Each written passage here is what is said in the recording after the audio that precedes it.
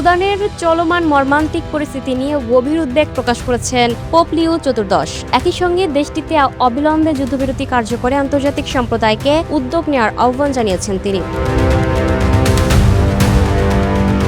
রোববার Saint Peter's স্কোয়ারে Angeles প্রার্থনার পর দেওয়া বক্তব্যে পোপ লিও বলেন, বেসামরিক মানুষের জন্য মানবিক করিডোর নিশ্চিত করতে সংশ্লিষ্ট কর্তৃপক্ষের প্রতি তিনি আবারও আহ্বান জানাচ্ছেন। বিশেষ করে সুদানের এল ওবিদ শহরের পরিস্থিতির কথা উল্লেখ করে তিনি আন্তর্জাতিক সম্প্রদায়ের প্রতি যুদ্ধবিরতি প্রতিষ্ঠার প্রচেষ্টায় সমর্থন দেওয়ার আহ্বান জানান।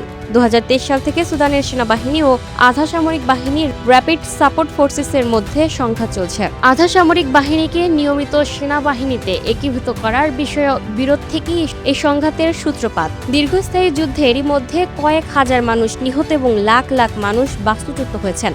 আন্তর্জাতিক অভিবাসন সংস্থার তথ্য অনুযায়ী জুনের শেষ নাগাদ সুদানে প্রায় 86,90,000 মানুষ দেশের ভেতরে বাস্তুচ্যুত হয়েছেন।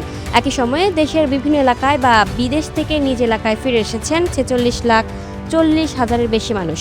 এদিকে রাশিয়া ইউক্রেন যুদ্ধের কথা উল্লেখ করেন পোপ লিও। তিনি বলেন, সংঘাতের মর্মান্তিক ঘটনাগুলো শুধু অব্যাহতই নয়, বরং আরও বাড়ছে।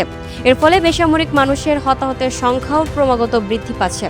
পোপ বলেন, চলমান সংঘাতে নিহতদের পরিবার, আহত ব্যক্তি এবং দুর্ভোগে থাকা সব মানুষের প্রতি তিনি সংহতি প্রকাশ করেছেন। সূত্র Anadolu agency. Lucky Akter, up to date news, Dhaka.